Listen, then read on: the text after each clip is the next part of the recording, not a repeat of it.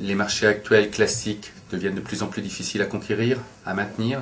Les marchés de l'économie verte proposent de nouvelles solutions, des opportunités pour les entreprises, quelle que soit leur taille.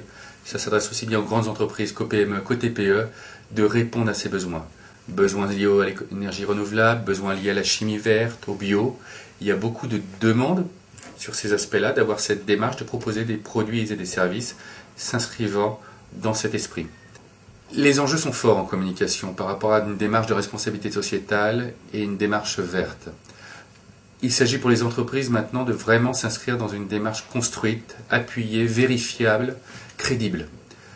Là aussi, les PME vont être de plus en plus concernées. Les groupes le sont d'un point de vue légal, dans leurs obligations de parler de ces sujets dans leurs rapports annuels.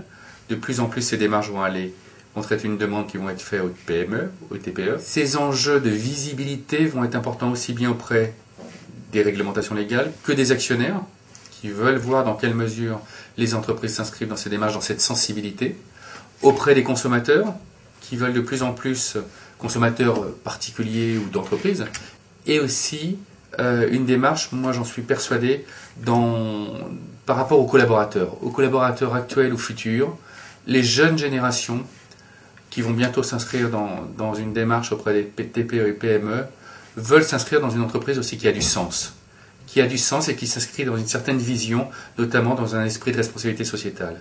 Je pense que ça sera un atout essentiel pour l'entreprise, TPE, PME, de parler de ces sujets et de les montrer et de montrer des plans d'action réalisés sur ces domaines pour attirer à elles les meilleurs talents. Maintenant, à travers toutes les actions qui ont été menées, les études qui ont été aussi menées dans les entreprises dans une démarche d'appropriation de ce qu'on appelle l'éco-conception, c'est-à-dire concevoir son produit en apportant un maximum de valeur pour les consommateurs, pour l'entreprise, dans un esprit d'éco-conception.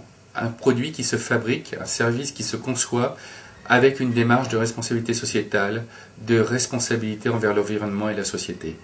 Il est maintenant établi que ces démarches bien construites, bien réfléchies, assumées jusqu'au bout, permettent à la fois de répondre mieux aux besoins des consommateurs, d'apporter les valeurs qu'ils attendent, que ce soit pratique ou technologique, mais aussi permettent de reconcevoir le concept, le produit, le service, avec une maximisation des ressources qui lui permettent d'être fabriquées à moins cher. C'est vraiment un enjeu d'apporter plus de valeur, mais aussi de fabriquer à moins cher, de proposer quelque chose à moins cher, qui permettra aussi d'apporter de la valeur financière aussi bien pour les consommateurs que pour les responsables d'entreprise.